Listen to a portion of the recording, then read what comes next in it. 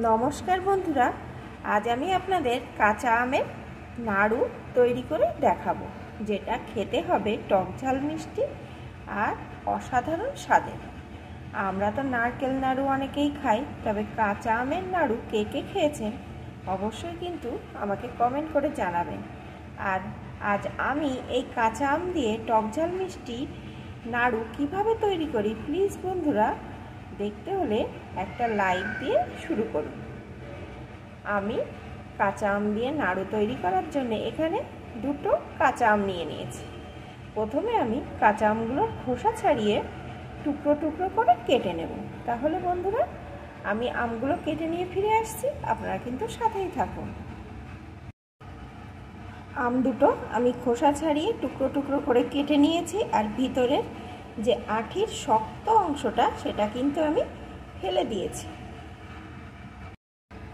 এখন এখানে আমি একটা মিক্সিং জার নিয়ে নিয়েছি, এর ভিতরে আমি আমের টুকরোগুলোকে দিয়ে দেব।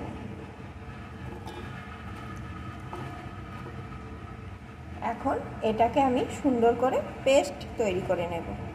আমি আমের পেস্ট তৈরি করে তারপরে নাড়ুটা তৈরি করছি বন্ধুরা, আপনারা চাইলে কিন্তু গ্রেটারে গ্রেট করে নিয়েও তৈরি করে নিতে পারেন। আমটা সুন্দর করে আমার পেস্ট করে নেওয়া হয়ে গেছে। এখন আমি একটা মশলা তৈরি করে নেব। তার জন্য গ্যাস ওভেনে একটা কড়া বসিয়ে দিয়েছি, কড়াটা গরম হয়ে গেছে। দিয়ে দেবো একটা শুকনো লঙ্কা। লঙ্কাটাকে প্রথমে একটু ভেজে নেব।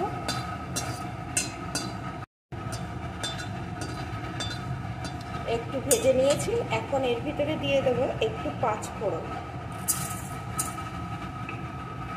পাঁচফোড়নটাও লঙ্কার সাথে সুন্দর করে ভেজে নেব। মশলাটা এটা সুন্দরভাবে ভাজা হয়ে গেছে, এখন মশলাটাকে আমি নামিয়ে নেব। ভাজা মশলাটা আমি নামিয়ে রেখেছি, ওটা একটু ঠান্ডা হওয়ার পরে আমি গুঁড়ো করে দেব। এখন আমি কড়ার ভিতরে আমের পেস্টটাকে ঢেলে দেব, সাথে দিয়ে দেব চিনি। আমি এখানে যে পরিমাণ আমের পেস্ট হয়েছে সেই পরিমাণ এখানে চিনিটা দিয়ে দিচ্ছি। দিয়ে দেবো একটু লবণ,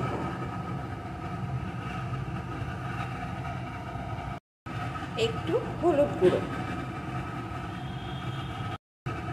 একটু লঙ্কা গুঁড়ো। এখন অল্প আছে এইভাবে নাড়িয়ে নাড়িয়ে বেশ কিছুক্ষণ ধরে রান্না করে নেব, যতক্ষণ না এটা একটা শক্ত মন্ডে তৈরি না হয়।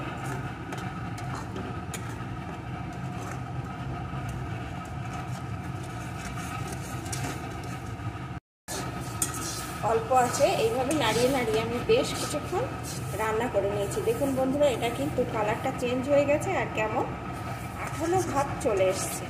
এখন আমি যে ভাজা মশলাটা রেডি করে রেখেছিলাম ওই ভাজা মশলাটাকে দিয়ে দেব।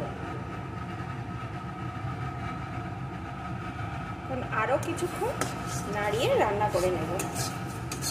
এটা প্রায় হয়ে এসছে, আর একটুখানি হলেই এটা তৈরি হয়ে যাবে।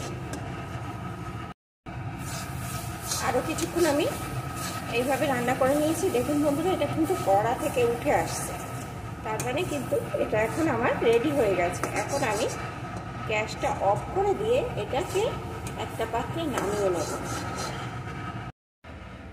এখানে আমি একটা প্লেটের উপর নামিয়ে নিয়েছি। এখন এটাকে আমি একটু ঠান্ডা করে নেব।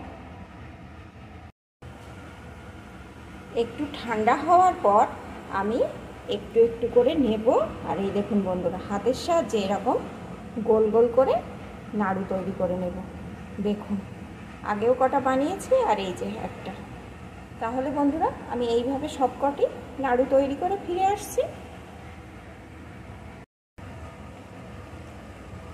দেখুন বন্ধুরা, সবকটি আমি এখানে তৈরি করে নিয়েছি। দেখুন, দেখলেই বুঝতে পারছেন কত সুন্দর হয়েছে, আর খেতে জাস্ট অসাধারণ। যে না খাবেন সে বুঝতেই পারবেন না এর স্বাদ।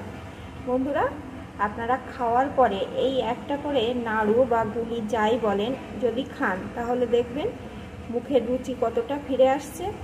আর টক ঝাল মিষ্টি যেহেতু, তাহলে খাওয়ার পরে হজমেও আপনাদের কিন্তু এটা অনেকটাই সাহায্য করবে।